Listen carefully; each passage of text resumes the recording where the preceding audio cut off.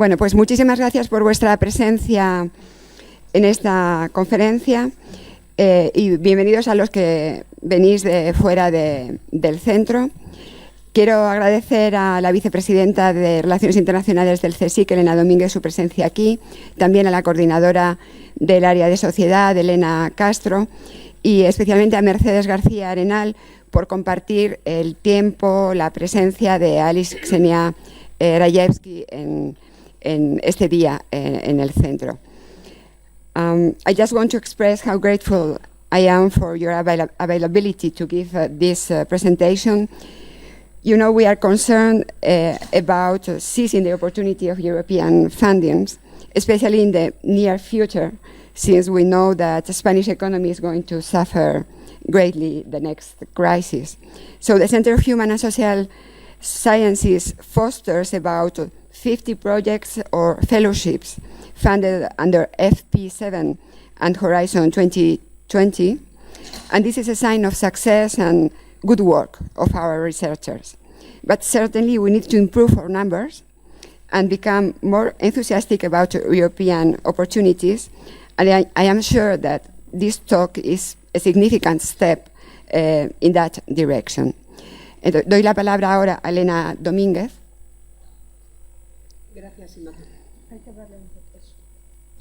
Gracias, Inmaculada, directora.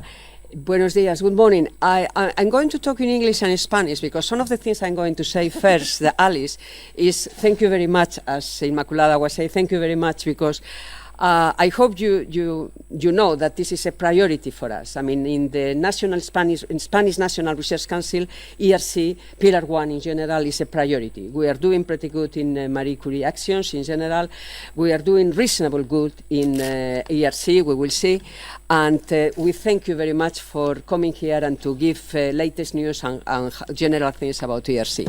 But I'm also going to talk in Spanish because there are some things that I don't want her to understand. As clear as this, okay? Yes, straightforward, okay? So, very briefly, okay.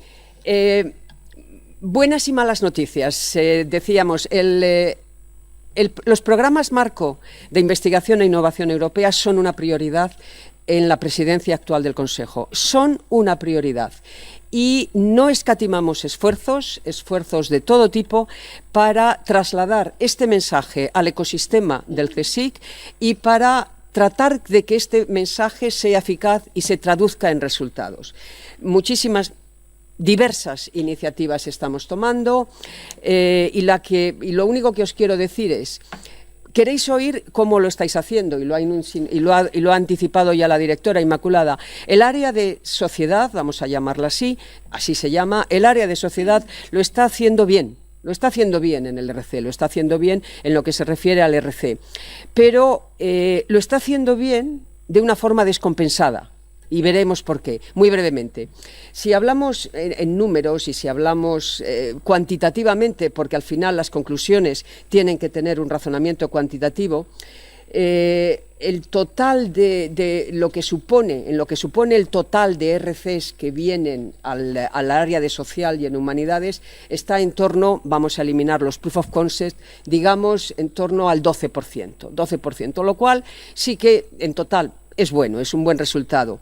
Pero cuando ya analizamos dentro cómo son los RCs del área de sociales, vemos que paradójicamente, porque las caras que veo aquí son con gran diferencia más jóvenes que la media de edad en el Consejo, paradójicamente el área de social lo está haciendo muy bien en el Advanced. De todos los RCs que se han conseguido, el 60% de los RCs conseguidos son Advanced. Y eso ni es el perfil en España, ni siquiera el perfil en el Consejo. Luego, enhorabuena a los Advanced en este área de social, enhorabuena, pero algo está pasando en el resto. Excluyamos el Proof of Concept porque vamos a conceder, a priori, que el Proof of Concept no entra en este ecosistema de social. No estoy tan segura. Como no pertenezco al ARA, no quiero meterme en zonas en las que no tengo una competencia intelectual adecuada. Luego, excluyamos el Proof of Concept a priori. Elena verá si lo tenemos que o no que excluir. Excluyendo eso, el 60%, como digo, son advanced y el 40% son starting. ¿Dónde están los consolidator? ¿Dónde está ese perfil de investigadores entre 7 y 12 años tras finalizar la tesis doctoral, que están invisibles en los consolidator en este área? ¿Dónde están? ¿Existen? ¿No existen? Esto es mi mensaje fundamental, porque las cifras, y lo sabéis muchísimo mejor que yo, aquí veo a demógrafos, aquí veo a lo sabéis mucho mejor, las cifras las podemos poner en positivo o en negativo según las queramos leer. Pero lo importante no son tanto las cifras. Hay dos preguntas que responder.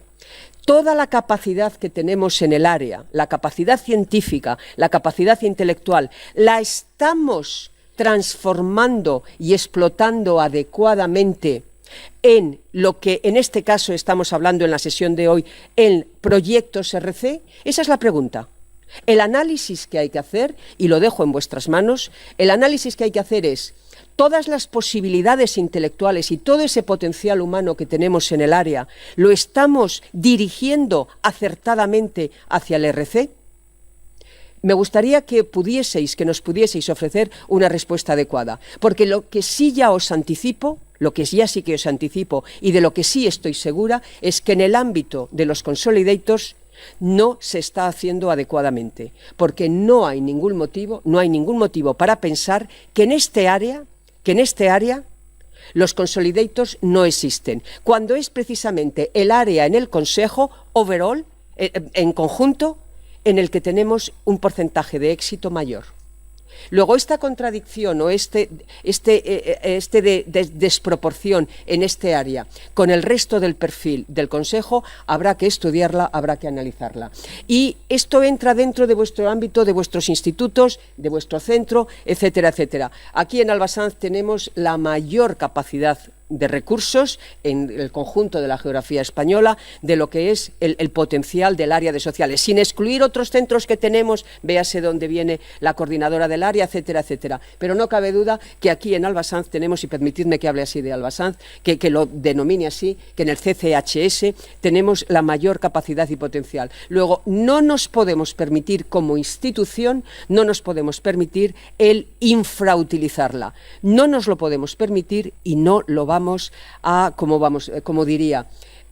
y lo vamos a intentar potenciar y catalizar que este sesgo se transforme en mejores resultados. No hablo, y lo hago muy deliberadamente, y las cifras las tenemos, de cuál es el impacto económico del VRI-CSIC, porque para nosotros no es lo más importante el impacto económico de estos proyectos o de cualquier proyecto en la institución.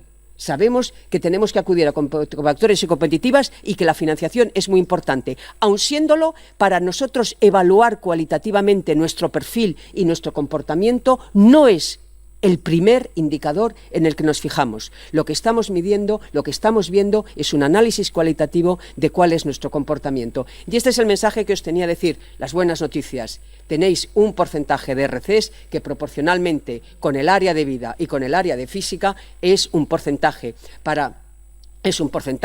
muy satisfactorio, con lo cual, enhorabuena, tenemos que seguir por la buena línea, pero una vez detectadas las debilidades, tenemos que hacer todo lo posible por superarlas. Estoy segura que la conferencia que hoy nos impartirá Alice vendrá en esta dirección y seguro que nos dará nuevas luces para ver cómo lo podemos hacer. Tenemos aquí, hemos venido de la Vicepresidencia, hemos venido personal, ¿y por qué venimos? Porque no nos sabemos lo que se va a decir, pues que sí que nos lo sepamos, ¿de acuerdo? Vale, pero queremos demostrarlo que para nosotros es una prioridad y aquí está Guillermo San Juan Benito como coordinador del área de programas internacionales, Lucía Benito y María Herrero, perdonad que ya os diga los puestos y los cargos que tenéis, Lucía Benito y María Herrero, para demostraros, y yo misma para demostraros que esto es una actual prioridad, que esto es una prioridad para nosotros en el equipo de dirección del Consejo. Muchísimas gracias, chicos, y a seguir trabajando.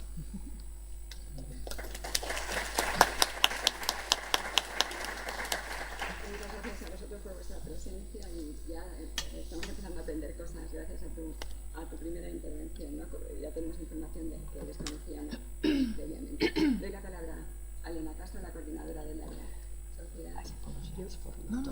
Yo le agradezco a Elena que haya hablado parte en español. Yo le puedo pasar a nuestra conferenciante las notas porque me siento más cómoda, sobre todo porque es más un mensaje hacia vosotros.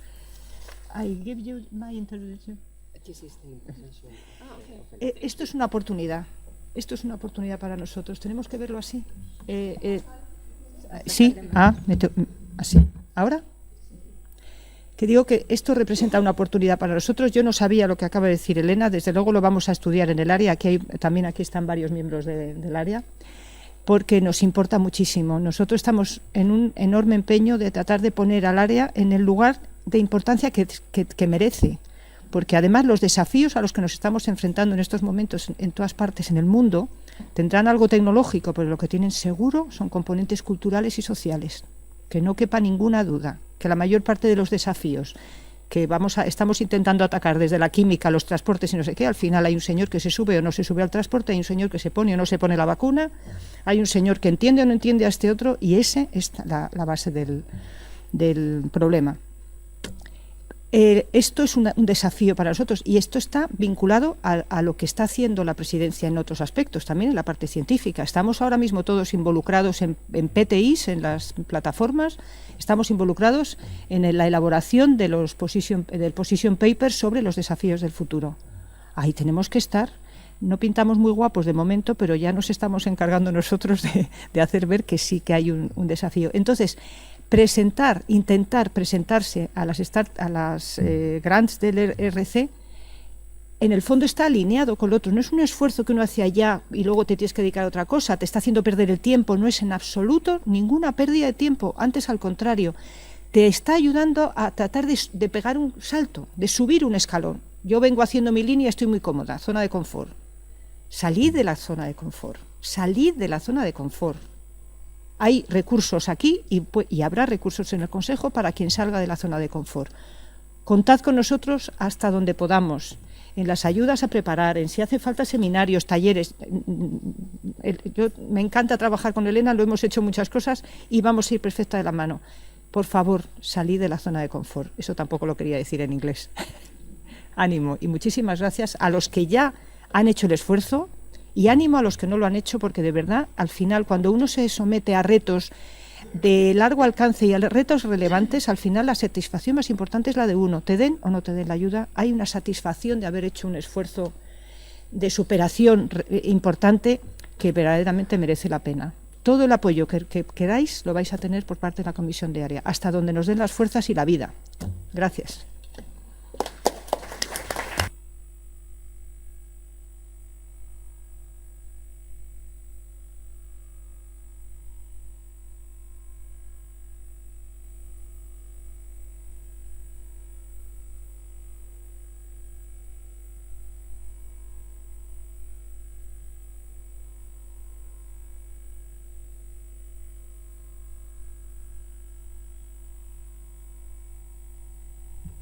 Yo no voy a hablar apenas ahora, porque creo que todos tenemos ganas de escuchar a Alice Rajewsky. Solo quiero darle las gracias por haber hecho el esfuerzo de venir a Madrid por un día y dedicarnos un tiempo que yo creo que necesitamos. Porque no sabemos bien, no conocemos bien las ayudas europeas y no sabemos bien solicitarlas.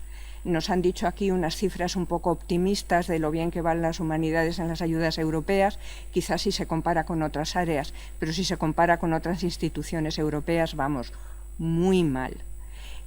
A mí me gustaría luego participar en el coloquio, en que haya preguntas concretas sobre problemas que tenéis, y solo querría decir que yo tuve un Advance Grant que prácticamente se ha seguido por esta Synergy Grant y que a mí profesionalmente el European Research Council es lo mejor que me ha pasado en la vida. Os animo muchísimo a hacer el esfuerzo de hacer una solicitud, porque realmente le pone a uno en otra dimensión de posibilidad de trabajo, de crear un equipo, de plasmar una hipótesis que uno tiene, de internacionalizar realmente sus propuestas. Es decir, abre unas puertas que yo creo que ningún otro tipo de financiación abre.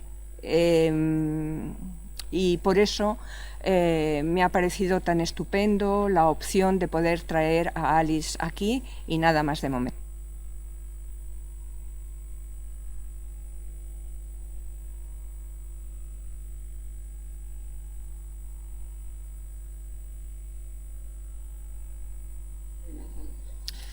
Thank you very much for these kind introductions and also for the invitation and for the great opportunity to be here. So it's really a privilege for me and also very interesting to be here and to talk to you and to meet some of you. And so I'm going to give you an overview of the ERC funding possibilities, and I will try to explain the bigger picture, but also give you some concrete hints that could be useful if you or some colleagues of yours want to prepare an application. And then at the end, I also have some statistics on Spanish participation in the ERC. So the idea is really to encourage more participation from your side and more applications. So the unique mission of the ERC is really to encourage the top frontier research through competitive funding, and it's about investigator-driven research. So it's not about consortia, it's really about a project where one PI is at the center of it. In synergy, it's a bit different, but we will come to that later. But this is an important principle. And frontier research was chosen as a term on purpose at the very beginning, and it's meant to include basic research, fundamental research, and also applied research. So this is both covered by frontier research, and the idea is not to make this difference. And the importance of blue sky research is seen also in view of the fact that innovation can come much later from these projects and from these ideas. So inventions that were done many centuries ago, even they may have their fruitful innovative implementation only now or much later. So this is a point that we make very often when also discussing on our side the budget with the stakeholders, with the political parties, so involved in deciding on the ERC budget, because nowadays it's a lot about impact assessment, about what comes out of the research, and we are making the point that it may take a long time for projects to have this kind of outcome, but that it often comes. So you see here the ERC is part of the framework program which is now Horizon 2020, and from 2021 onwards it will be Horizon Europe. And the ERC has a share of 17%, so 13 billion in this current framework program. And you can see that for next year, and these calls have already started, the 2020 calls, we have the highest budget that we ever had, 2.25 billion euros, which is an enormous amount. You can see that in 2007 we started with 300 million, and since then we have had a very significant rise. And it was also clear that in the very beginning we couldn't have more because we had to build up all the operations. So the structure of the ERC, very briefly, it's also unique in terms of the research family, the research program at a European level, in that it has the principle of scientific governance. So we have the European Commission, and we have now a new commissioner, and actually since yesterday you will have seen that the Commission was confirmed. Also our commissioner, and even the word research is now back in her title, so which is... It's going to be. Yes, it is even the first one. So because before it was called Innovation and Youth, and now research is back in the title of the portfolio. Then there is the Scientific Council, of which Mercedes is a member. So these are 22 in total eminent researchers from all fields, and they are supposed to cover, to have a really broad coverage, and not to represent their country, but to represent their fields. So they decide on our operations. They decide on the policy of what we are doing. They decide on the work program, which is the legal basis of what the ERC does. They also recruit all the panel members individually. So all this is unique. It doesn't exist for other programs at a European level. And then we have the executive agency, where I come from, where we implement these programs, and we cooperate very closely with the Scientific Council in implementing, monitoring, reporting, and always trying to improve our processes. So here you see the current Scientific Council members. And you have also their names and their fields, and you see that So this is always a process of renewing also the scientific council. There's a certain mandate of 4 years and can be extended, and then there will be new people coming in, and they always cover slightly different fields. So it's never that all fields of research are covered ideally. The idea is that really there is a spread. And so the main idea of the ERC is to provide long-term grants. That's also an important element, to give really 5 years of funding, so which is quite a lot in comparison to most national grants, to really also reduce the anxiety. I mean, to ask for grants, to really let PIs, principal investigators, focus on their projects, and to create that also financial autonomy. These are supposed to be risky projects, so high risk, high gain is really an important feature. The panels are asked to look for those risky projects, which are nevertheless should be built on a realistic basis in any field of frontier research. So any field is as welcome as any other field, and this is something that really applies to the humanities as well as to life sciences, engineering. We don't make any difference. There are no predetermined priorities for anything, so the funding is distributed really on based on demand. So it depends on what kind of proposals we get. If in 1 year, for whatever reason, we would get 100% proposals in mathematics, all the budget would go to mathematics. So it works like this.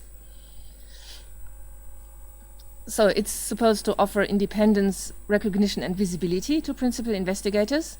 The idea is that you choose a topic of your own choice. It should be your topic that you really think is creative and innovative.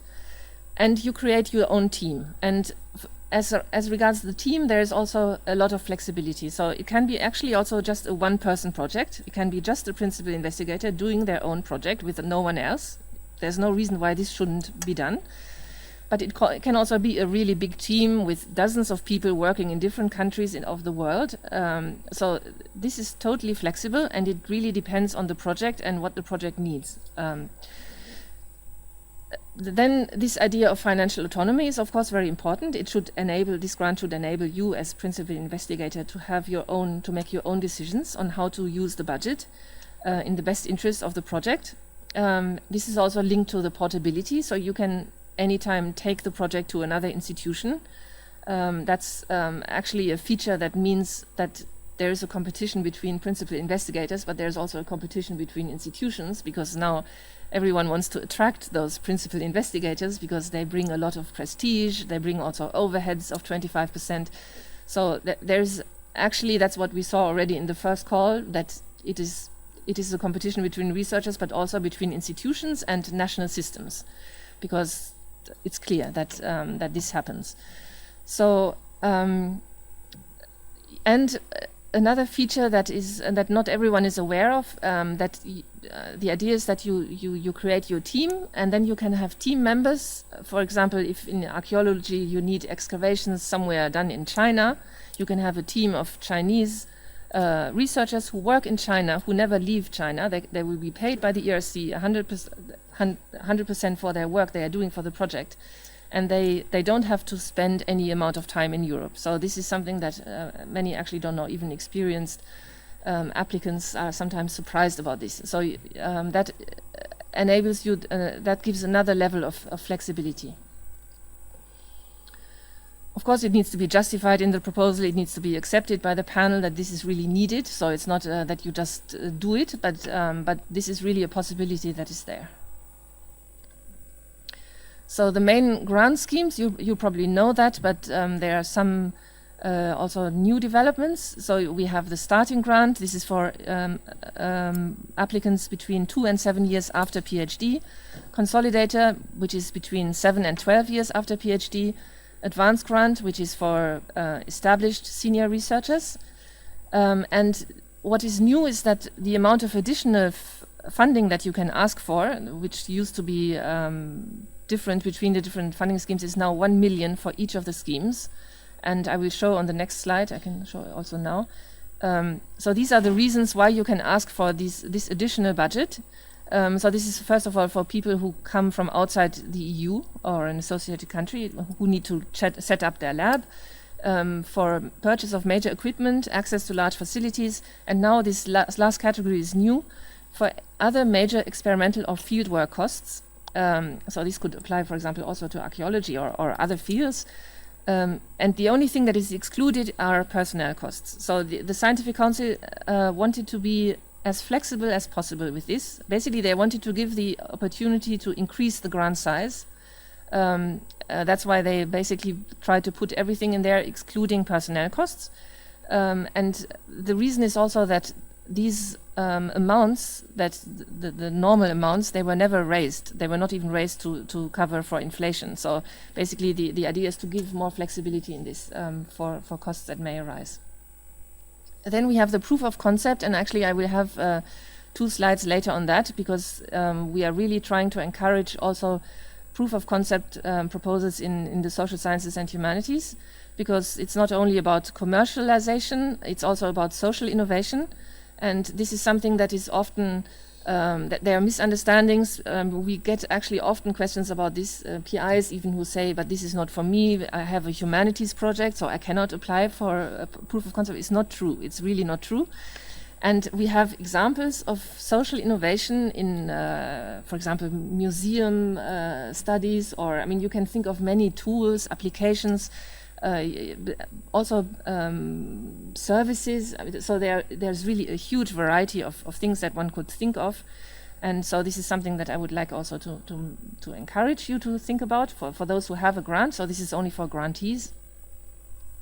And then we have the Synergy project. So we have Mercedes here as one representative. So this is for 2 to 4 principal investigators to work together. And what is new is that one of them can now be based outside the EU or associated countries. So it can be someone based in the US or in Japan or wherever, and working there, never leaving that country. I mean, hopefully to meet the team, but otherwise being based there. So this is very new. So in order to run the evaluations, we have 25 panels in 3 different domains. And if you see this panel structure, you may think that this somehow represents priorities, or that your proposal would have to fit somewhere. And this is also a misconception. Basically, we have these panels just to organize ourselves. So from the ERC idea point of view, we would have just one big panel and every proposal would go there and we would somehow manage, but we can't. So we need a structure, and this is the structure we have. But really it doesn't mean that proposals that you need to think how to fit a proposal in there. Would be the wrong approach. So you submit your proposal and we see how we manage it. And if needed, it will be 2 or 3 different panels looking at that. So this is very flexible again. So the descriptors, because now you see here the panel titles, but there are also subtitles and descriptors. If you look on the website, so for every panel you have around 15 or 20 descriptors, and again, those are not priorities. They are not a classification or anything like that. They are just trying to give you a flavor of the panel and to help you to decide to which panel to apply. So here, here I want to address another common misconception, which is that ERC is about interdisciplinary research, and that's again not the case. So it's true that the Scientific Council expects that frontier research is more likely to happen at the frontiers of disciplines, but there's no precondition. It's not the case that your proposal needs to be interdisciplinary or multidisciplinary or any of that, or that there would be an advantage in itself by having a proposal like that. So we have also many ERC proposals, including in Synergy, by the way, which are disciplinary, where in Synergy, where you just have a combination of theoretical and experimental approaches, for example, and that is totally fine. So don't try to invent some multidisciplinary or interdisciplinary feature because you think it would be advantageous. So it's better to really have an idea, and whatever it is, it will be fine if it has a novel component. And here you see the Scientific Council, how they describe the 3 different possibilities, how they see that a proposal could be of creative, innovative character. So it can also be about introducing unconventional approaches, scientific inventions, new methods, for example. All these are possibilities. So again, what is special about the ERC is that excellence is the only criterion for selection, and this is applied to both the research proposal and also the principal investigator, and it's broken down in different elements. And if you look on the website and if you look at the ERC work program, you see actually the exact questions that evaluators are asked, helping them to assess excellence. So it's about groundbreaking nature, first of all, and here I would like to say that, because this can sound somehow too much. I mean, then you wonder, how can a proposal be groundbreaking, and does it need to be totally groundbreaking? And that could be difficult to envisage. And actually what it means is that there needs to be one element, at least, that is really new. And I would like to give as an example a project that is funded by the ERC. It's called Birth. I listened once to the PI giving a testimonial about how she got her grant, and this, I think, was a very good example. So she had the idea of using a method that was actually well established in the life sciences. She had this idea of applying that method to Neolithic material, and no one had thought of that. No one had thought that this method could be used for those prehistoric materials, and she used it to discover something about how mothers in prehistoric times fed their babies. Actually, no one had ever thought that this was possible. And so she had just the idea of applying a method that was well known to material that was also well known. So there was nothing groundbreaking in those two parts of it, but she had the idea of bringing them together, and this gave her a starting grant. So it's just to give you some inspiration what groundbreaking can mean. Ambition means it has to go beyond what is the state of the play currently. So there has to be, it shouldn't be incremental. So that's very, very important. If the panel thinks that something is incremental, that's basically a reason to reject the proposal. There has to be something that goes beyond what is currently done and what is currently the state of the art. But there needs also to be a feasibility. There needs to be a reason for the panel to think that the risk is worth taking. And this balance is probably what is the most difficult to achieve. For synergy grants, there are additional questions which you will see in how far does the proposal go beyond what the PIs could do on their own. I mean, that's obvious if you have a group of PIs. And are the combination of elements such as methods, resources, skills really crucial to address the scope and the complexity of the problem?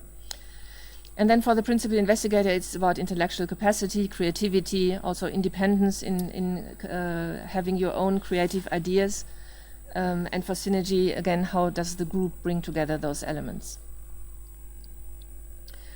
So we have a two-step evaluation. In synergies, 3 steps, but for the main grants it's 2 steps. And basically the principle is that in step 1, the panel members assess the synopsis of the project. So this is a kind of brief summary of the research idea, and also the CV and the track record of the PI. And then they have a panel meeting, and they decide which proposals to take to step 2. And so it's important to be aware that at step 1, it's only the panel members who read part B1, so the first part of the proposal, and they are recruited as generalists. So that's very important to keep in mind. So, and especially in SH, most panels are actually really multidisciplinary. So they cover really different disciplines. So panel members have very different backgrounds. So if you apply with a proposal, so it could well be that there are just 1 or 2 people in the panel who really understand what you are talking about. I mean, who really know the details, and all the others are looking at it as generalists. So you need to find a way of attracting their interest and convincing them enough to at least take the proposal to the next step. So you need to write for a generalist audience. But in step 2, you have again the panel members looking at the full proposal, but you also have specialist remote reviewers who are nominated by the panel members at the end of the step 1 meeting, who look at your full proposal. So at step 2, you have to convince also specialists, because you will have at least 4 or 5 remote reviewers, specialists in the topic of the proposal, who will look at it, in addition to the generalists. So this balance between writing for generalists and specialists is something that is probably one of the most tricky things. And then for starting and consolidator and also synergy, in the last step you have interviews, and the interviews are something also to prepare for, but I will come later to that. So here are some questions that you could ask yourself when you think of a proposal. So is there a new aspect? Is there something innovative about your idea? The idea should be the starting point of this proposal. Is there something that is beyond the state of the art? Does it have a high risk, high gain character? And it's not that the whole project needs to be high risk. Actually, that would perhaps be a bad idea. I mean, but there has to be an element that is high risk. Of course, you need to demonstrate that you know the state of the play. So in order to demonstrate also in where you go beyond. And then I think it has to be concise, and also for journalists, it has to be coherent. That's another, I think, character that is important. For example, if you have different case studies, do they really fit with the main idea? Do they really go together? Can you well argue why you have those case studies and not others? I mean, that's a typical question to put to yourself. And are the goals realistic, even if there is a high gain element, high risk, high gain element? So for part B1, at step 1, the panels will look at feasibility mostly, and they will look at the scientific approach, whereas methodology is evaluated at step 2. And here what I would like to recommend is feasibility needs also to include some elements of the methods or of the methodology in terms of scientific approach that you're going to use, because otherwise the panels might say there's not enough detail in this part B1 for us to assess whether this is feasible. So there's a link between the two to be considered. Because the reviewers will read both parts, don't copy paste from this part B1 into part B2, because they know they have read it, they have it very clear on their mind, and they will be upset if they have to read it again. So they want you to say it differently, to have something else there.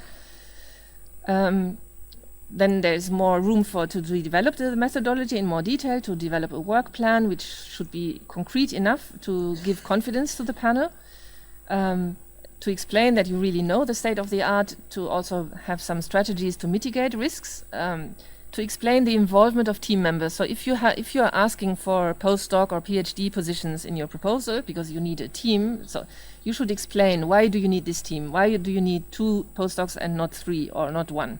So you should, even if you don't know and you perhaps don't want to know who should be the people because you want to have an open recruitment, but you should more or less know why do I need them and what parts of the project are they going to do. And justify the resources that you request. So as regards the budget is something that you put in part B2 to demonstrate that you know how you want to run this project, that you are capable of looking ahead and thinking how to build a project for 5 years. But it doesn't mean that later you will be taken to that by every euro. So on the contrary, this is flexible. So, but it's more to convince the panel that they should trust you by giving you the money for that. It's not that we will later tell you, but 2 years ago you said you would use this amount. It's not like this. So you have flexibility in how to reshuffle afterwards. And open access is now mandatory in Horizon 2020. So you need to publish open access, so you have to make sure that you consider enough budget for that. Then the question how to choose your panel. So that's a question also that is always a question, a concern sometimes. The descriptors are really not supposed to cover everything. So if you think your proposal would fit into a certain panel, but you don't see the descriptor that really fits your, don't worry about that. So it's that's totally fine. There are no priorities. The descriptors and free keywords that you can also put in your proposal are used by the panel chairs to select the reviewers who will look at your proposal. So in that sense, it's important what you choose. Don't choose descriptors just because you think they sound fitting, or I mean, you should really choose those that you really think fit, and not necessarily more than that, for example. And if you have a proposal that you think is between 2 panels, which happens quite often, the panel chairs will look at that and they will decide, and if both panel chairs agree, they will use panel members from their 2 panels, and also later remote reviewers nominated by panel members from both panels to look at your proposal. And you will be asked in part B1 to explain why you indicated a secondary panel, and this is very important to explain it well. because the panel chair may not be from your field. So you really need to explain to the chair, who will decide on that, why your proposal is between two panels. And this is the quality of the assignment of reviewers will be better the better you explain it. So ERC grants are supposed to be ambitious and daring, so that's just a feature of them. So that's what panels are asked to look for. These are just some recommendations to try to grab the interest of the panel members. Especially that many of them will not be from your field, you need to somehow attract them to you have to think from that point of view. How can you attract the attention and the interest of someone who is not in your field? I think the other points I already mentioned. The last one is also important. If you put people in your project that you want to collaborate with, that you say, we will use the group of this person to get those data and so on, make sure that you ask them before. You will be asked when you submit the proposal to confirm that you have the written approval of these people that you mention in your proposal, and you really have to have it. So it's just another tip. Then for the interviews, our advice is to practice for them, to practice even thoroughly, to have mock interviews, to invite scientists in your field and to ask them to really grill you, to really challenge you, because then most likely you will find the interview at the ERC less challenging than that was. So what is important for the panels is to see that these are really your ideas and not the ideas of your senior supervisor, for example, or someone else. So that's what they are looking for. They want to see people who really defend and are passionate about their own ideas. And then about nervousness, I mean, I've been there for more than 10 years now, so I have seen many panel meetings and many applicants who were extremely nervous, and one person was so nervous actually that she could hardly speak. I mean, she really had difficulties getting a whole sentence out, the whole interview, but she managed to get the grant. So don't think that you have to be extremely eloquent or you need to be perfect in English. That's another thing. Most panel members are not native speakers. They have the same issue. They are not native. So this is totally normal that you are not a native speaker. So don't think that you shouldn't go for it just because your English is not perfect, and that would be really a mistake.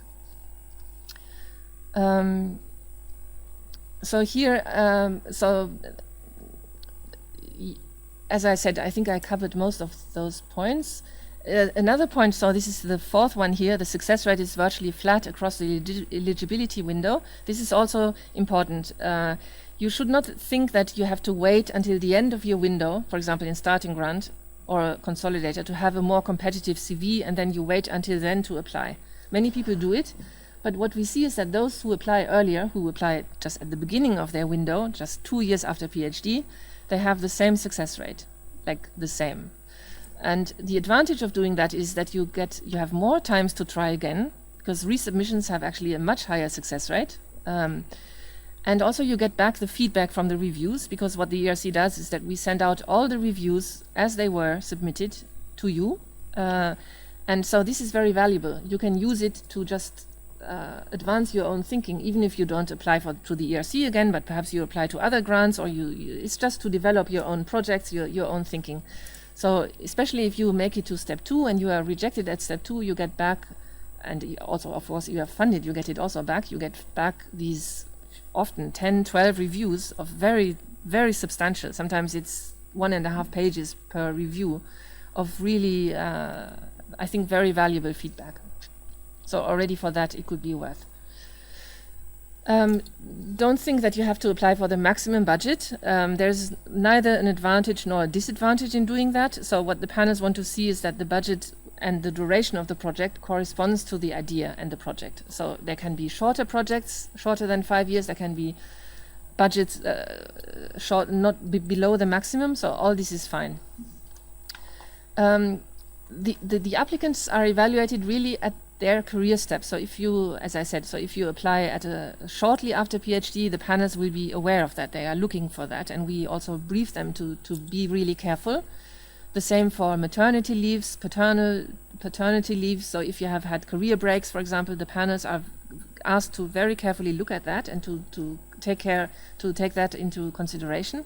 Also local conditions, if you come from an institution where you don't have access to certain facilities that other people have because they are where they are, or if you don't have access to so many students for supervise, all that is supposed to be taken into account by the panels.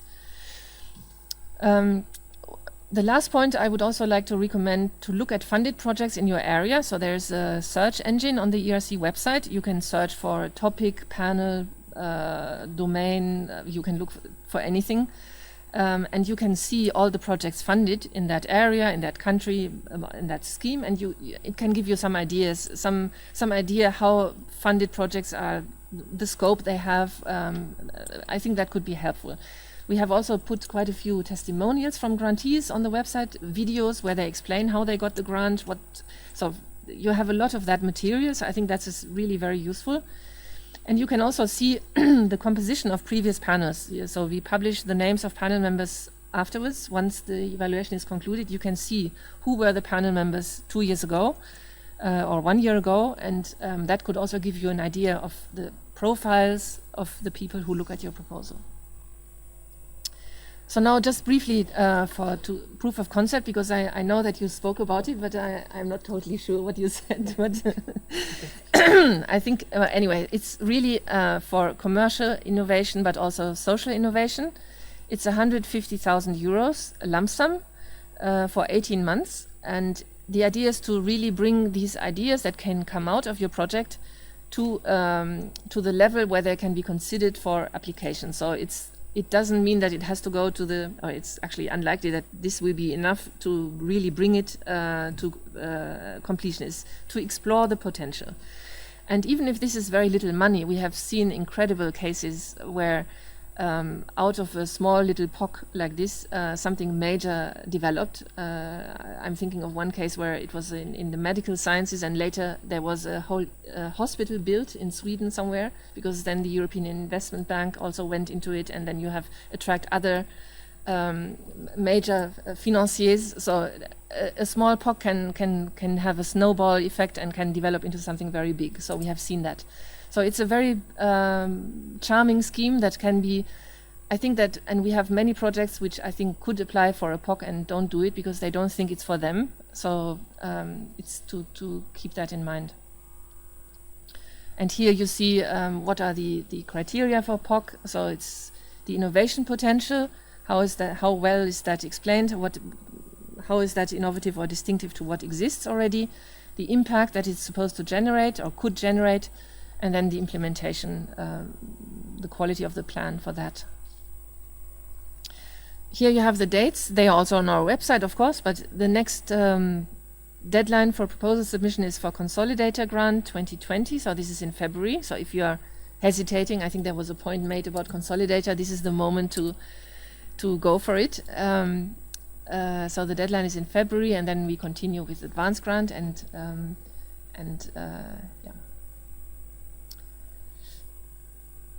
So now here are just 2 slides on social sciences. So you see here, I don't know if can you see that? So you see basically you see the balance between domains per country, and you see that for the Spanish, which is circled red, you see that there are quite a few projects in life sciences, which is orange, and PE, which is green, but then fewer in the social sciences and humanities. And you see, if you look at the very top left, which is the UK, you see that this is quite balanced in terms of domains, and this is actually one of the reasons why the UK is strong, because they are equally strong in all domains. They are also very strong in social sciences and humanities, not only in the other 2. So this is just an overview. This is now about gender, success rate by gender and domain, and you can see that, so this is from 2014 until now, and you see that in total, which is nice to see, the success rate between women and men is equal. In social sciences it's slightly better for women, and in life sciences it's slightly worse for women, but basically the differences are not so great. So now we have a few slides on Spanish participation in the ERC. So you see at almost the bottom, you see the CSIC, and you see that there are 22 projects in life sciences, 45 in PE, and only 10 in SH. So this, I think, shows you that there is really potential to improve on that. There must be so many more bright scientists in the CSIC who could successfully apply. These are now ERC grants by region, and so here are the regions in Spain. So you see that there in SH there are 114 in total, and most of them are actually in Catalonia, and then the second is Madrid. These are the top host institutions in Spain.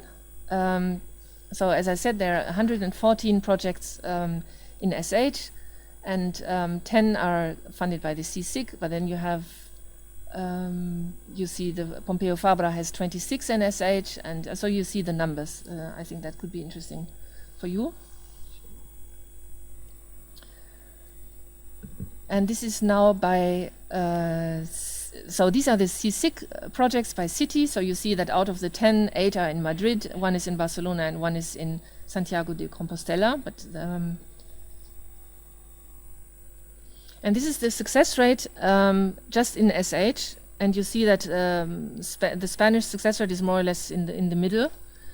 So I hope that presentations like these will encourage you and will somehow help you to will help in general to improve, to be more successful. And these are the synergy grants in 2018. So we had synergy in 2012 and 13. These were pilot schemes, and then the Scientific Council decided to relaunch it in 2018. And so you can see that there are 7 PIs in Spain, and 2 of them are corresponding, and 1 of them is Mercedes. And this is for now synergy 2012, 13, 18, and 19. So you can see that also in 13 there were 7 PIs funded in Spain, and 2019 2. And this is Mercedes' project. I just thought, since I'm here and sitting with her on the podium, I should. But of course, you know this probably very well. So this has just started, a very interesting project, and so. These are some links that you can use, and I would actually recommend to sign up for this news alert. We have this electronic newsletter, which I think is really useful to see news. There's always new material, new inspiration, so that's very easy to sign up for. And that was it. So I look forward to your questions.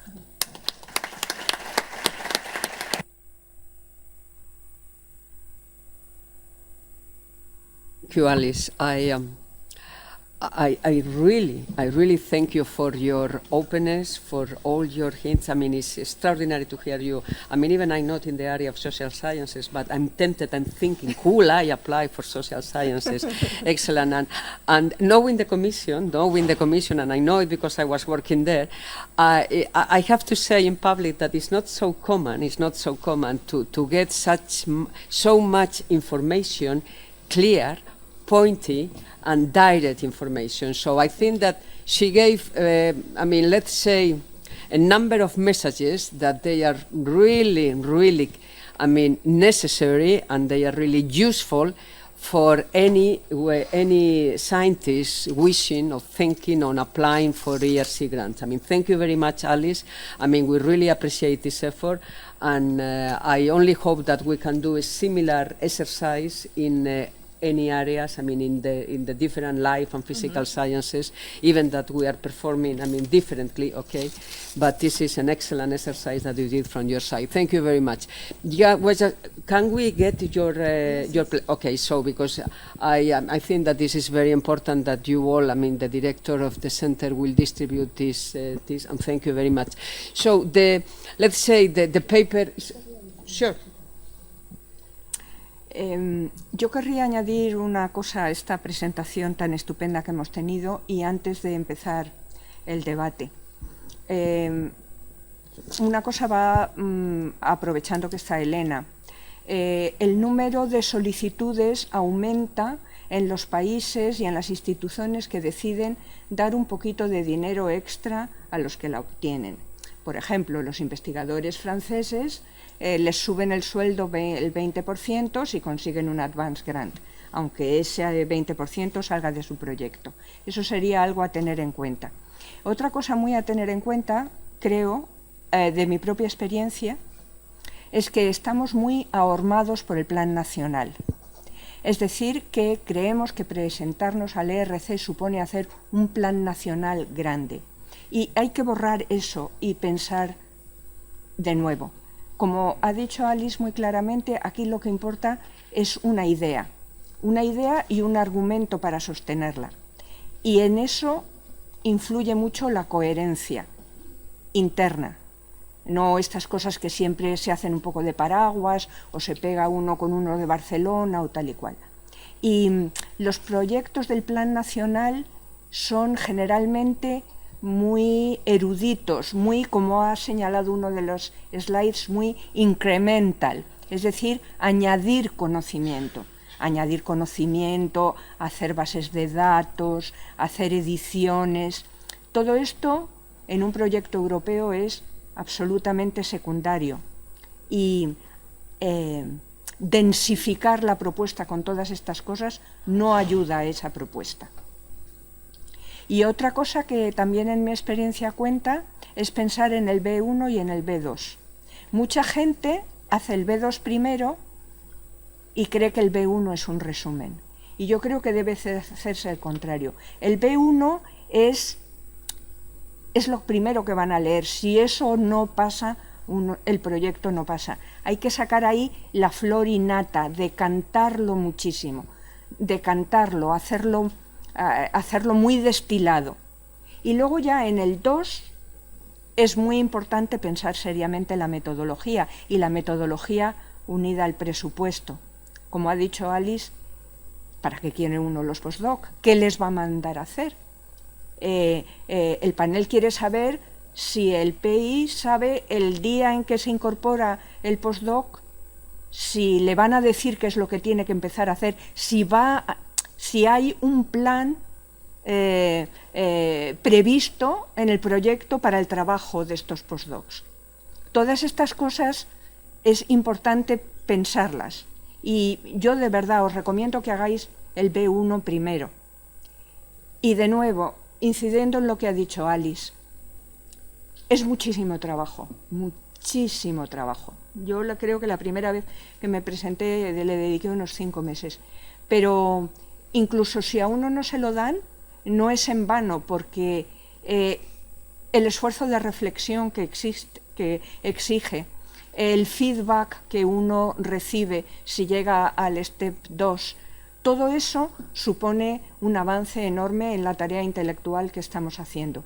Yo verdaderamente os animo mucho, mucho a que os pongáis a ello, y ofrezco mi ayuda personal para lo que sea. Nada más ahora. Actually, the first point that Mercedes made made me think of something that I should have said and that I would like to say now. So this, what we see sometimes are so-called database projects. So this is something where people collect data for the purpose of collecting data, for having then later having a database which is useful, very useful to advance the field even. But this is for the ERC not enough. So this is always a discussion in the panel. So they say this is a database project. There's not much more to it, and then this is almost a reason for rejection. So it's fine to collect data and even to create a database, but there has to be really a substantial research question behind, and then there has also to be a part in that project which really uses those data to explore and to advance that question. So that's and I think that's sometimes where the panels say, well, this would be fine on a national level, or there are certain institutions that will fund those projects, but it's not for the ERC. So this is it's just to support the point that Mercedes made. Thank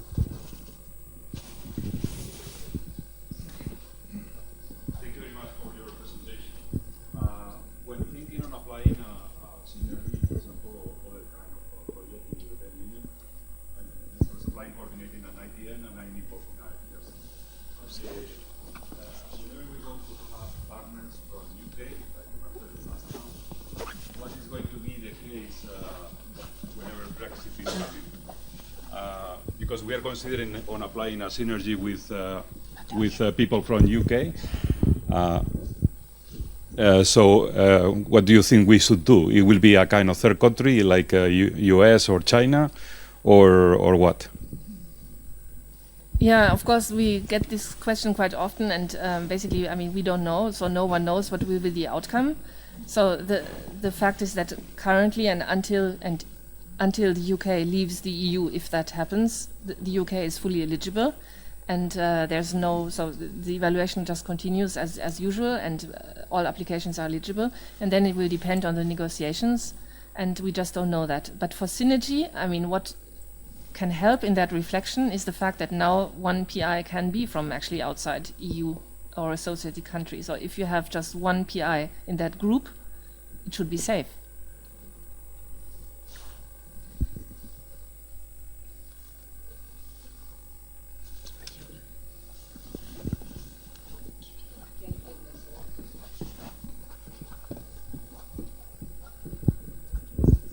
Thank you very much for your presentation. One thing I always heard is that the panels are, I don't know how to explain this, they change every 2 years, or they repeat every 2 years, sort of.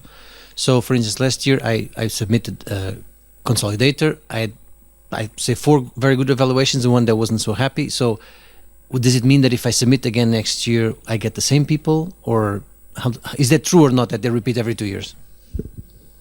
So it's true that the panel members are by default re-invited for the same call 2 years later, but they have a maximum mandate, so they also change, and there's always a renewal of the panel, which can be smaller or greater. So we have so it's unforeseeable in a way. So we have sometimes panels where the majority is re-invited, we have other panels where the majority are new. So that's unforeseeable. But what I should also say is that the panels are briefed to consider resubmissions as new projects, so they are not informed that this is a resubmission. And we even brief the panel members, those who may remember the proposal, not to share their memories, and really not to try to forget their memories even, but certainly not to share them, because every proposal is supposed to be a new proposal in a new set of in a new competition with other proposals and evaluated by new people. So yeah, that's the approach. Yes, thank you very much. This question is directed to the advance grants. I was wondering, how do you consider the so-called Mateo effect, which is the fact that there are some researchers that for whatever reason were not included in the first phase of their career, so they are not in the networks, so to speak, and perhaps they present a lot of experience in dealing with national projects, but they have never directed a transnational project, no? So basically what you get normally is in the evaluation is this is highly risk because you have never had previously an European project. But that's the reason why you're asking for it. So I was wondering, how do you deal with this? And then my second question is also directly related to this, which is how do you evaluate the career of the researcher? Because I don't know if you know that in, at least as far as I know, in Spain, in Italy, in Greece, there are many people who have already a top level in publications, etc., but they don't get upgrades in their career. They get, you know, like associate professor, even if they have the level for being full professors, but they don't get upgrade. So how is this considered? Because it's not the first time that I get to know that, yeah, but you are associate, even if you have the publications for being. So how do you deal with this and knowing that this is a disadvantage for certain countries in which the upgrade is very difficult because we don't have money, basically? Thanks. Yeah, so that's an important point. So basically, I mean, the whether you are associate professor or full professor or whatever is really not so important, I would say. I mean, even in advanced grant, so the panels are briefed to look mainly at the idea of the proposal and the research project. So then comes the PI, and then the idea is to check whether that person given what they have done before and the potential that they seem to have, whether this applicant will be capable of executing this project. But it's not to look, does this person have the position, whatever that would be associated with an advance grant? Because actually, I mean, you might, once you have an advance grant, you might actually get that position more easily. So, I mean, there's also, it's rather this effect, perhaps. So, I mean, at least the panels are really briefed also by the Scientific Council to have that kind of approach. And to consider, especially to consider also local conditions, and local, I mean also national conditions. I mean, what is the system like?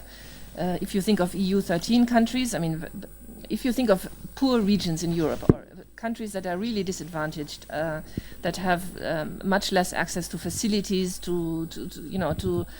then that is supposed to be taken into account. It's not the same whether an applicant comes from a very rich lab where they have had all the facilities that you could dream of, or whether. So the idea is really to spot the ideas and the people that would have the potential for creativity. I mean, it's supposed to, not to look at formal elements and not to exaggerate their meaning. The same for age indexes and all that. I mean, this is something that can be useful in certain disciplines, that is used in some fields, but the Scientific Council always briefs the panels not to pay attention to these purely quantitative measures. So, citation indexes and all that. Yeah. Esto es otra cosa que se me ha olvidado decir, pero que creo que es muy importante y que también la influencia del Plan Nacional nos perjudica. Esos currículums del Ministerio, o formateados o no sé qué, en que uno cuenta la última reseña o la última página que ha hecho. En las solicitudes del RC el tiempo el espacio a rellenar va medido. Es muy bueno seleccionar dentro del currículum de uno aquello que, en la opinión del solicitante, prueba que es capaz de hacer lo que quiere hacer.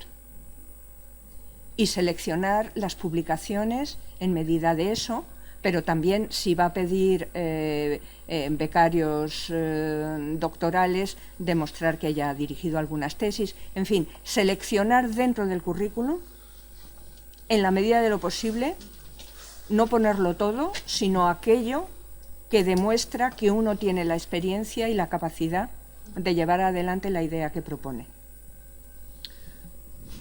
And I think your first question so much. So I would try to find, I mean, it's true that in advanced grant the panels are asked to look whether you have the experience and the capacity to carry out such a big project. And then, of course, it matters whether you have done that before, whether you have coordinated a project before.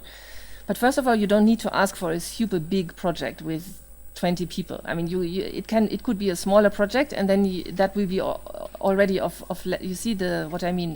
That will be already a different matter. So it depends also what kind of project you are proposing. If that's a project that would require enormous project management skills, that really the panel would like to have seen some evidence that you have them, that's perhaps a different matter than if it's a rather contained project, which could also be an option. But otherwise, I would try to find other evidence that you have, how you have cooperated with other people, how you have supervised other people's work, for example. I mean, I would try to highlight those elements that will instill confidence in the panel that you are the right person, that you have the skills of carrying out that project, anything that is useful in that context.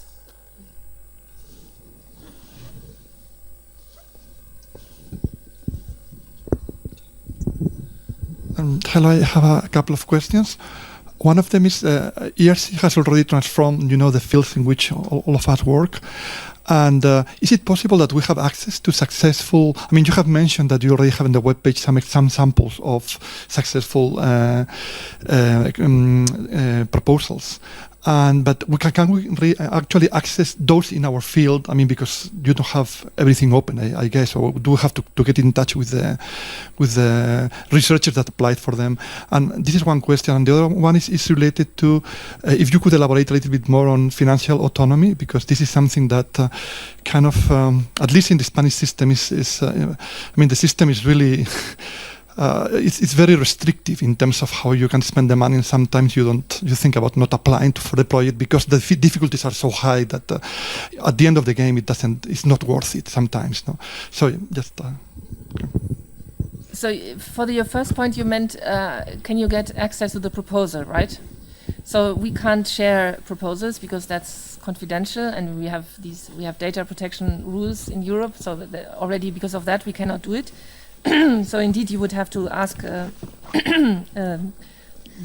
coordinator of that project if they want to share the proposal with you, and I think some do that. I mean, they may do it, but otherwise, I think that the websites of the projects are really quite telling. I mean, if I look at them, most projects have very actually refined websites where you see, I mean, you see the whole idea of the project, you see the different projects declined, and so spelled out in more detail. So actually, that's usually there's quite a lot of the proposal text on those websites. So I think it helps already to look at the websites, but otherwise you would have to contact the PI. And the second question, so financial autonomy. I mean, the idea of the ERC is really to empower the PIs to have that financial autonomy and to use the budget in the way that they think is best for the project. So that's the main idea of the ERC. And we will always be supporting you in that. And sometimes we go to if there is a problem, we go to the institutions, we talk with them, we explain what is the idea. And actually the institutions also have to sign the so-called host institution letter. So when you apply, the host institution with whom you apply, they need to sign this letter, and this letter states these principles, and they actually sign that they will give you the autonomy needed to carry out that project. So there is something, something written on that.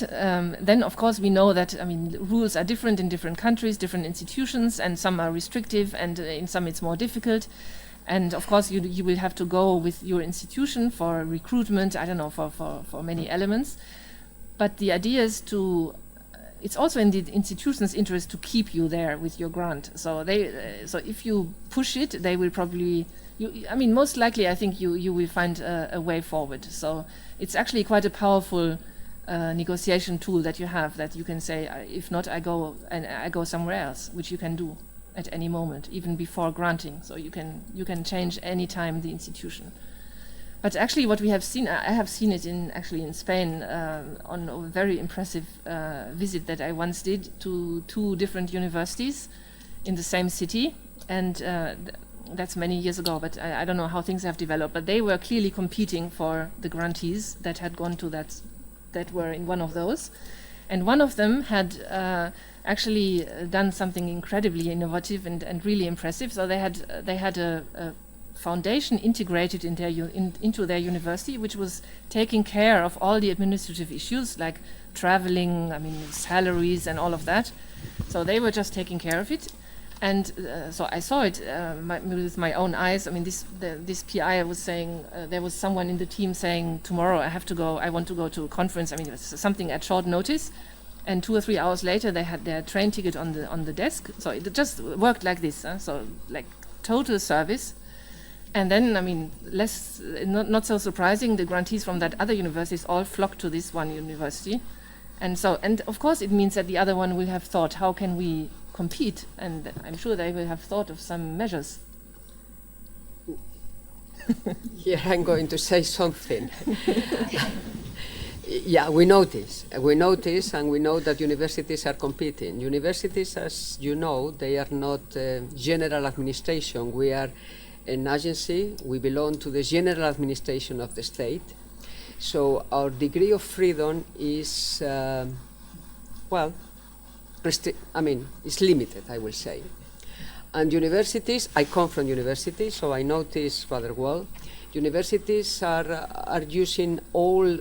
I mean, they use a lot of genuine, more than imaginative, I will say, genuine solutions for doing this. And right now, we have the situation that we are losing some ERCs because some universities are offering things that we can't offer.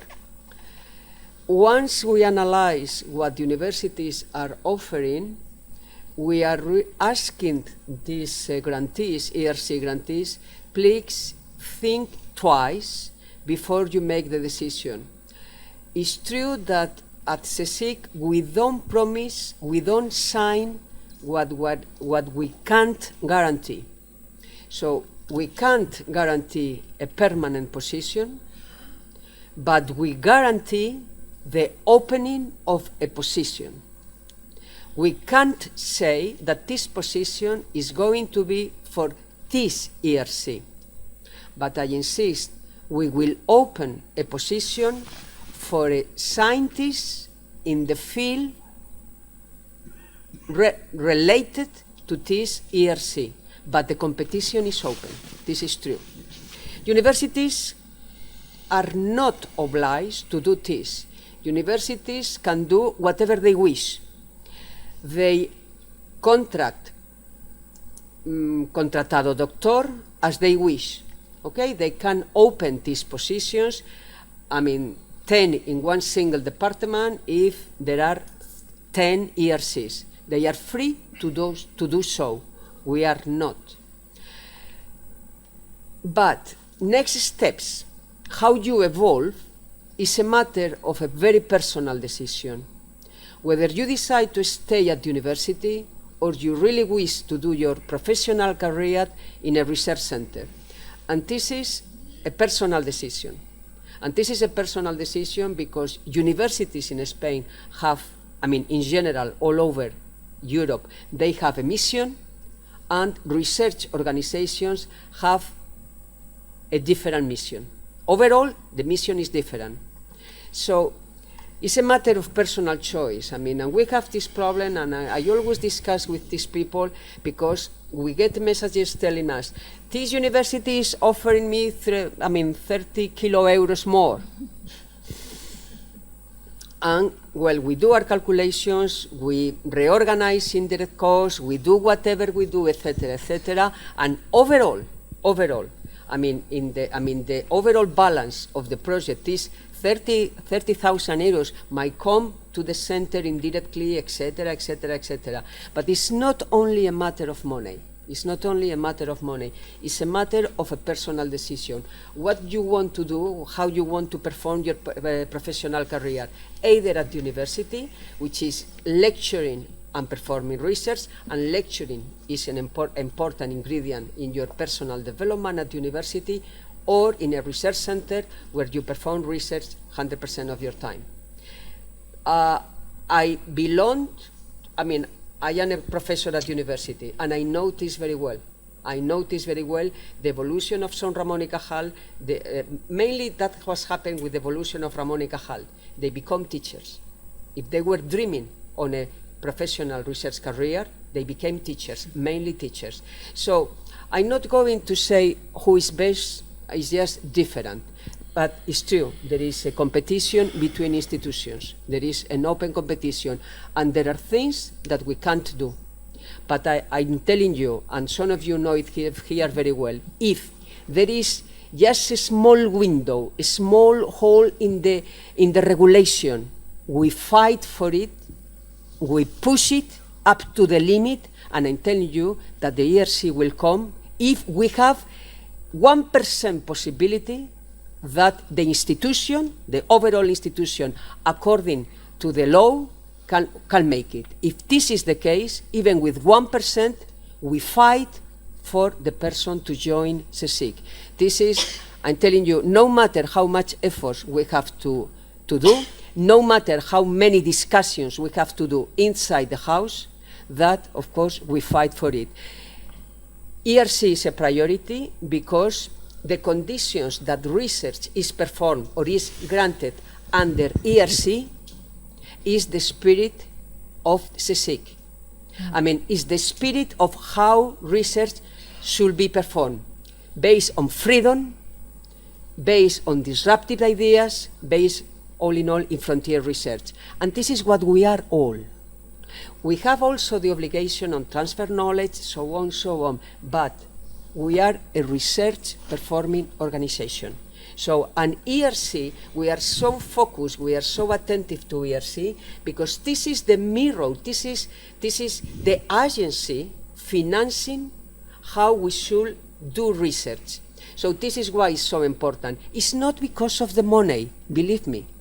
It's not because of these 2 million. It's not because of the huge amount of money. It's relevant, particularly in our country, where our state agency is funding just miserable money. But it's not as an institution. As an institution, is the understanding of how to perform research that we really focus on ERC. So we fight for ERC grantees with all our tools. And if there is someone offering better conditions, and these are financial conditions, I mean, we don't win the battle, okay? We don't win this battle, but we are thinking in the long term of this ERC to join the institution to have a successful and fruitful research career. I mean, this is the commitment of the institution right now.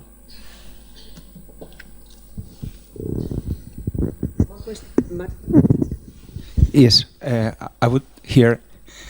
Thank you, Alice, for your presentation. It has been a very positive and encouraging one, but I would like to try to open a different point of view. And I would like to address you a question, and also maybe to the Vice President too. Have you considered why well-trained researchers are dismotivated or unmotivated to present an application? How come well-positioned researchers with supposedly good ideas are not motivated to present an application? Have you ever considered that? Possible reasons for their lack of interest? I mean, I think of course we are all thinking about it. The question is, do we have the right answers, or do we have the data or the knowledge to really the factual information to have an informed opinion on that? I mean, what I think are elements is national funding. So I mean, in some countries we know that researchers are not applying as much as in others because they have a lot of national funding that just is enough, and they just don't have to make the additional effort of going to the ERC. Then I think, I mean, but this is also more from my experience of talking to people, but I think that especially in the humanities, that it has taken a long time for researchers in actually many countries to really believe that a European program would be for them, would be really addressing humanities, and would not be, you know, because there's this prejudice that it's for more applied or for the hard sciences, and that the humanities would not be. But so this has, I think, taken some years for at least some people to really believe it and to understand that this is really meant for all areas in the same way. I guess there could be some, I don't know, I mean, you would be better positioned to perhaps to explain why, but I think there could be many different reasons actually. Also perhaps misconceptions, or because I think if you really think about the options it gives and the freedom it gives, I mean, actually if we talk about finances, the idea of the ERC is to give really generous grants so that these considerations, whether you have 30,000 more here or there, don't really matter. I mean, this shouldn't matter if you have. So it should be really generous grants to take away that aspect and to really let you focus on the research. So, but I would be interested to hear from you what you think. First, the Vice President. Okay, as Alice, you were saying, the question is right. The answers are on your own, I will say. I think that Mercedes was saying something. I mean, why well-trained researchers are not highly motivated? I will say that is because well-trained researchers know that they are good. And ERC is different. ERC is looking for ideas, disruption, don't do the same, etc., etc. Just one thing, when I was at the Commission, you know, who was the scientist did not get ERC? Margarita Salas. She didn't get it. Okay, and that was almost a scandal. That was almost a scandal. By then I was, I was in the Commission, and the answer was clear. Why? Because she wanted to do more of the same. So well-trained people, I think that we believe that, you know, that we are good, we have been validated, we got the professorship, we got the highest position. So we are not, how shall I say, we are not willing to take out our clothes and to be naked in front of a panel telling us this is not new, this is not good enough. And this is a kind of personal reluctance that we might feel. And if I'm saying like this, it's because I might not be well trained, but I am old enough to talk like this, okay? So we have a kind of reluctance to, we don't want to be exposed, because we have a position, we have our credentials, we have our sexenios, we have our quinquenios, we have the new one, whatever is called this new sexenio, we have everything. And we live in a very comfortable environment. We know that it's difficult to get money, to reach money for you, particularly for you. I'm sure that it's very difficult, and I know this very well, that it's difficult to raise up funds. But I live comfortably. So this is a kind of inertia, because ERC is looking for imagination. ERC is looking for people that are not afraid to hear, oh, this is not good at all, this is bullshit. Okay, they will not say like this, because Commission, they will never give up this message, okay, in this way. But no, your B1 is, no. They rephrase this, but this is the reality. So this is, I think, is one of the reasons. This is one of the reasons. And probably it's a very personal, internal reason, and I think that there is not a general answer. Everyone has to think his own, why I don't have the audacious, I not the energy to go for an advance or whatever, okay? So this is one thing. Nevertheless, as I was saying at the beginning, advance is not a low profile in this area, because 60% of all ERCs are advanced in this. It's true that advance, has the whole range, almost the whole range of possibilities. So it's a very generous opening for all people. You don't have to be advanced or all enough to get an advanced grant. But still, 60% of the ERCs are here advanced. I think that the exercise is a very personal and a very private exercise. If I may add, a very distinguished colleague of mine, of us, but not of this house, to whom who congratulated me for the grant, and I said, why don't you ask for one? And he said, I won't risk getting a no. A man, of course. Yeah, actually, that's if I can comment on. Sure. It's something that that we heard, but I think it is also changing. But in some new member states who were much less exposed to competitive funding, and where the whole system was not exposed to competitive funding, where basically the state would distribute funds equally, and that's why there was not a culture of going for competitive grants. That was what many also young potential applicants said, that they were too afraid of applying because they could not face their university if they would fail. They could not have. They would be so ashamed of having failed that they would not even try, because they couldn't live with that. So this is something that we try to encourage everyone to go for it, and to have a more kind of, like in sports, you try and you try again, and eventually you will make it. If we have many examples of grantees who have tried 3, 4, 5 times to get a grant, and eventually they get it. So this is something that it is something of an attitude that at least we try to encourage, not to be afraid of failing, because I mean we have actually also Nobel Prize winners who don't get a grant because they, even if they are, of course, I mean there's no doubt about their excellency and creative potential and so on, but they don't demonstrate in their new proposal that this is in any way new from what they did before, and then it's rejected. So.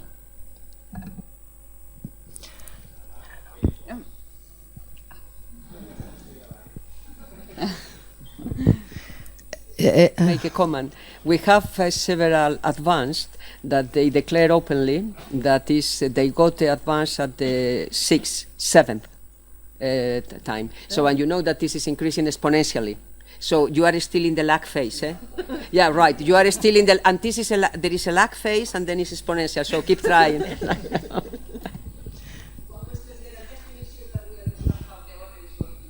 Microphone, then it goes there because you are just okay, and then you go there.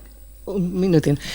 I could say a lot of things, but I'm going to ask a question and make a comment. I am a PA of an advanced grant, and I'm very interested in the proof of concept call. And I have always felt very reluctant to the proof of concept because once a colleague of mine asked for a proof of concept several years ago. She was even told, well, you know, in humanities, you don't ask for this kind of stuff because, you know, humanities is not the domain to ask for a proof of concept. So I'm very happy to see that the things are changing, and I will be very happy to know how to do that kind of things from a completely out of the market mentality, which is ours somehow. And so I really like to know how to do that without feeling completely, you know, out of the thing, hearing about companies and all that kind of things that I'm not used to think about. So I feel a bit, you know, lost in this world. And I have just one comment. I think I'm going to do it in Spanish because it's related to all of the things we are just talking about. Or I will go on in English. Well, motivation. Motivation has been very hard here for a long time. I mean, we had to be very, very motivated and have a very strong personal choice. So I think that, well, this thing I think that they have changed, and I'm very happy about that. But there are things that can be really done to motivate people. One of them is not only a question of money, but it's a question of promotion, recognition, and the idea that this is not the same as a lot of different things.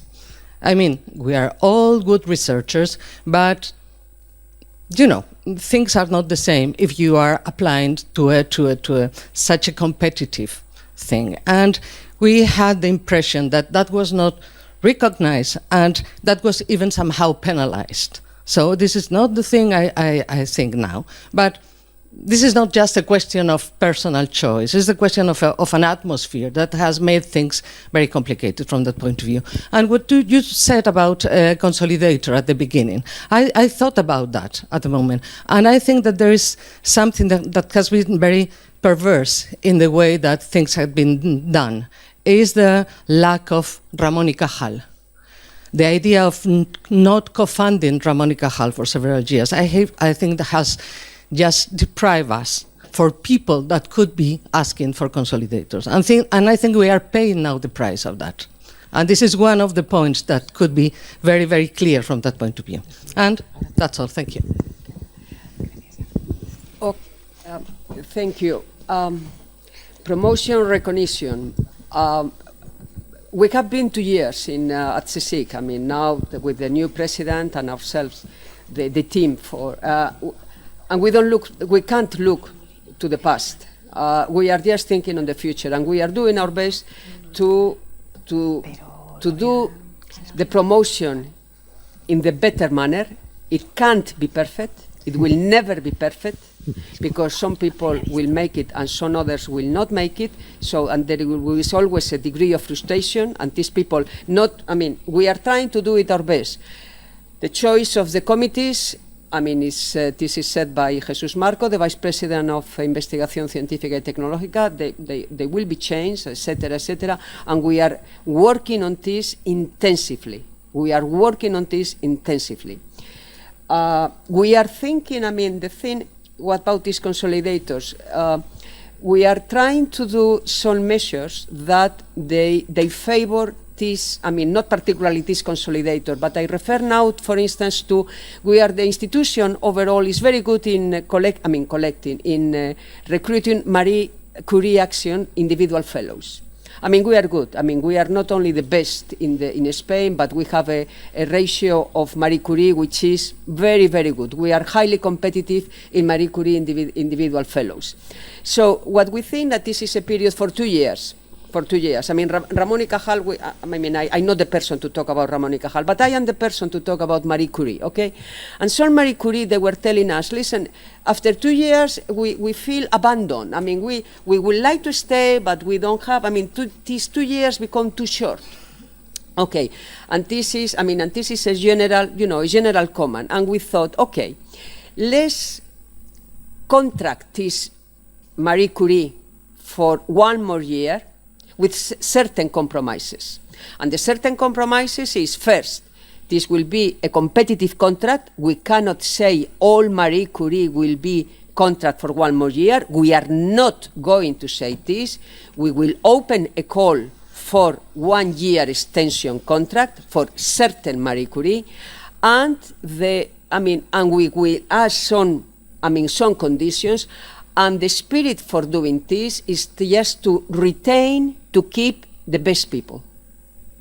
Those Marie Curie, wherever they come from, whatever they do, wherever they are at the CSIC, if they really want to stay and they are good, and you see the kind of ideas that we consider good, if they are good enough and they have a potential for going in that direction or frontier research, we will contract for 1 more year.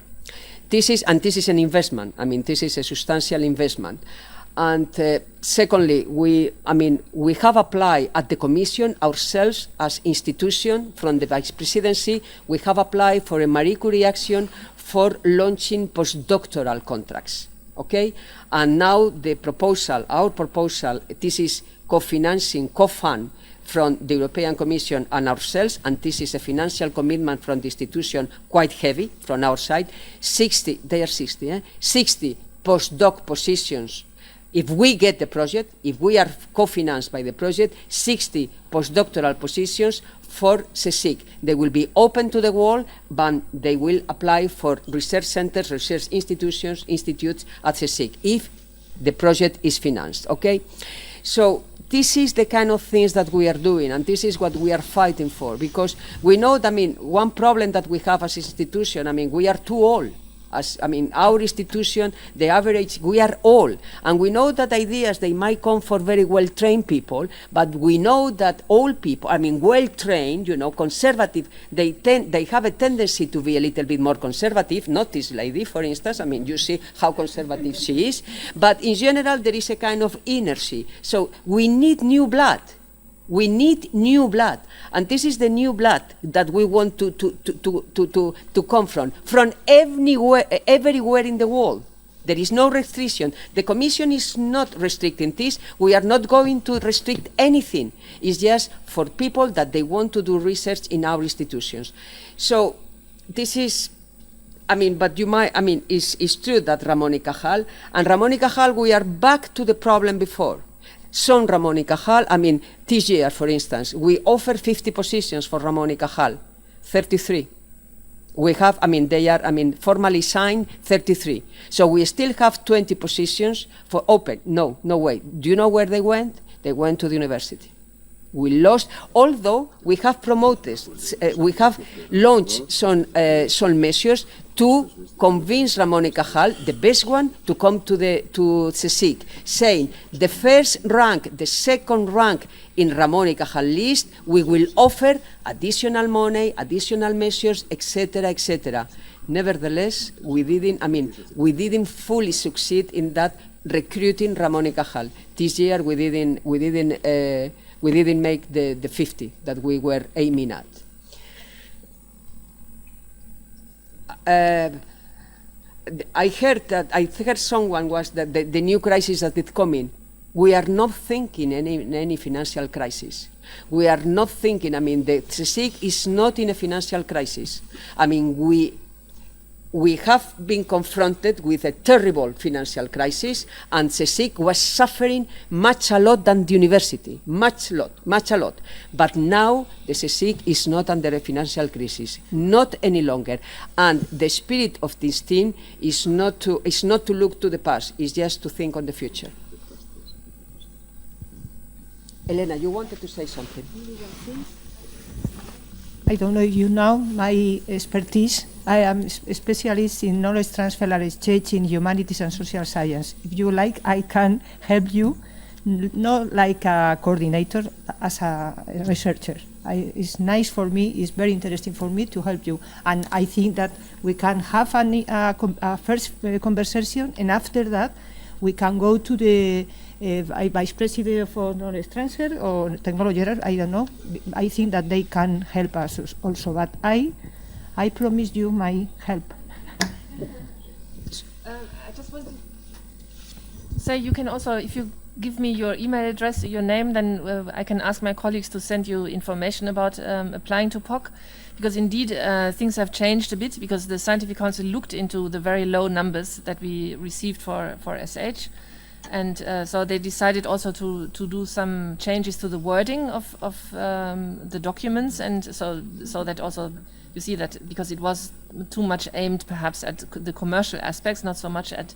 So anyway, this is totally what I said is totally the case. So it's really aiming also at social sciences and humanities, just as the others. So just if you give me your details, then we will send you. I am working in a network, European network, ENRESH.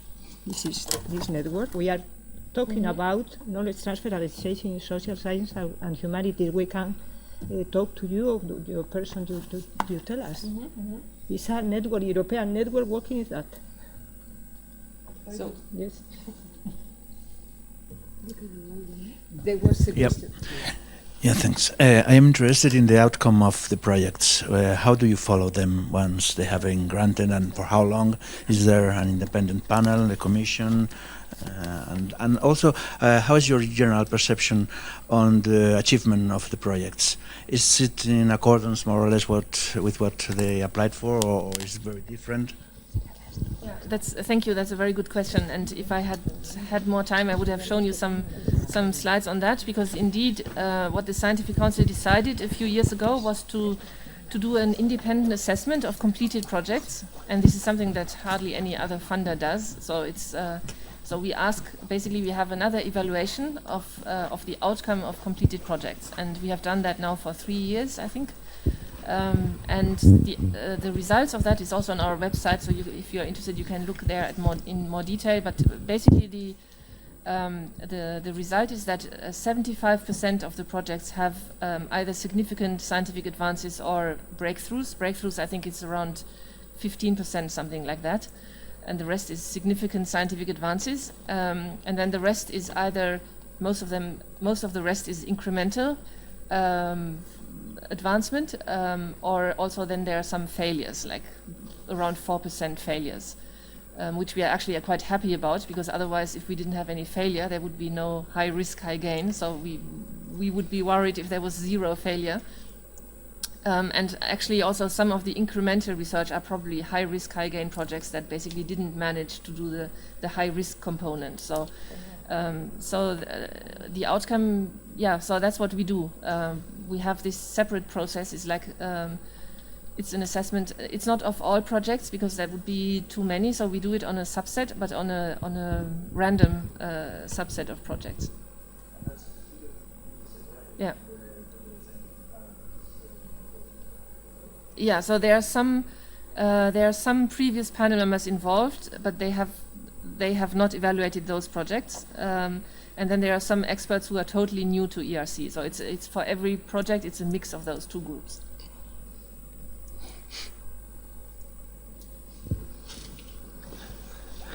Well, thank you very much to Alice for her talk. And this question is a small follow-up to what José Manuel just said before about how there seems to be a lack of motivation among potential advanced grant seekers in general. And I think, well, of course, rejection is something you have to bear in mind. It may happen, and it does happen. I've been rejected twice, and it wasn't funny. But I mean, that's life. Now, if you're thinking about being rejected things like 5, 6, or 7 times, as you said, we're looking at something like 12 to 14 years gaps, unless you make it to the final phase in every try. So I think this shows one of the big disruption points in the ERC process, at least from my experience. You make an application, it takes a lot of time, it takes a lot of work. Then you don't make it, but you get some interesting feedback, and you can actually make it better. Only you have to wait for a 2-year gap before you can resubmit. And if that happens twice, then people retire, people die, people take other perspectives, and you may run out of your team and everything. I understand why the ERC tries to reduce their workload by making this 2-year ban. But I think the effect is strongly disruptive, because instead of trying to rethink your proposal, you may think, okay, I will do something else 5 years from now. And that's a very strong deterrent, I think. Yeah, thank you. So first of all, the resubmission rules are a bit different. So it can also be 1 year. So it depends on where you are, at which stage you are rejected, and which grade you get. So there can also be, it can also be that you can resubmit the following year, and it's something that the Scientific Council always readjusts. And for Synergy, for example, they have just also changed again the resubmission rules. The idea is to manage the workload of the panels, but also to keep the success rates reasonable, because so the idea is really also linked to that, because the idea is that we should have at least 10% success rate. Otherwise, I mean, that's what the Scientific Council considers like a minimum reasonable success rate. If it's below 10%, it becomes more like a feeling of a lottery or something. So it's actually typically about 13%. But so the whole aim by the Scientific Council, and these are very intense discussions that they have all the time, is how to distribute the budget to the different calls in a way, and to fine-tune the resubmission rules in a way that these success rates can more or less be guaranteed across the different schemes. So it's a very complicated exercise, but that's behind. So that's all I can say to that. But sorry if I make a very small point. If you get a feedback of, say, 3 very good reviews and 1 that's not that good, well, you may think, okay, I have to improve and do that. If you get 3 people calling you good, which actually is don't do it, you don't resubmit. So I don't think that's a real danger in that. It won't lower the percentage of success. But in terms of balancing the pros and the cons, it has a very powerful deterrent effect. I can see that. It's also to keep in mind that, because that happens quite a lot, that applications are rejected even though the reviews were really good. I mean, sometimes even all the reviews are very good and still the proposal is rejected, and that's obviously because then the panel discusses, and they discuss every single proposal. That also we ensure that they really discuss every proposal, even if they have very many. And then they look at them and they come up with this decision at the end, and then we ask them to have this so-called panel comment where they justify their decision. So we from our side try to make sure that this is always really substantial and really explains the decision, why, even though the reviews were good, in the end it was decided to reject the proposal. So Yeah.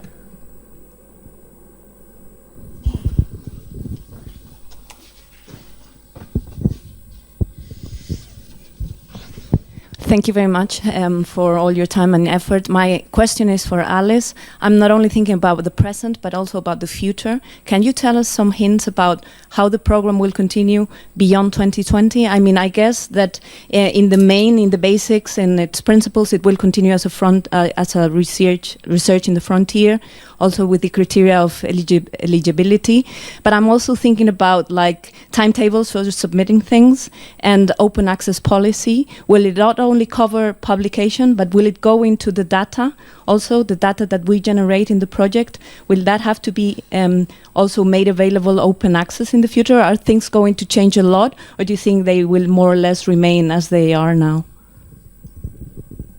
Well, so far the ERC has always been strong on this principle of continuity. So just because the framework program changes, the ERC has more or less stayed. Now we foresee the same in terms of the main schemes. There's no change foreseen at the moment.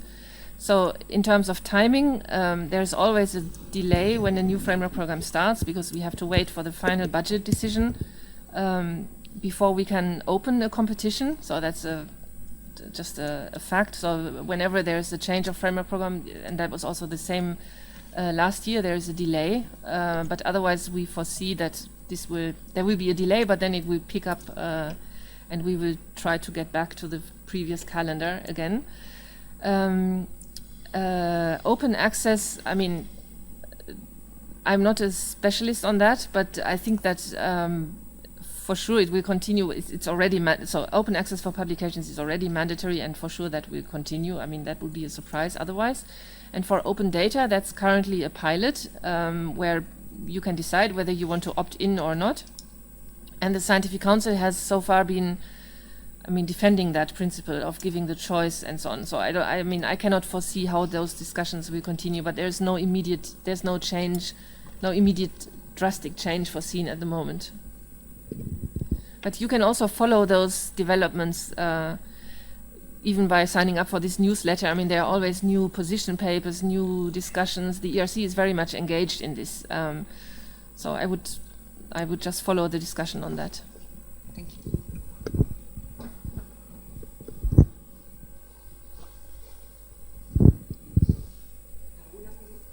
¿Alguna pregunta más?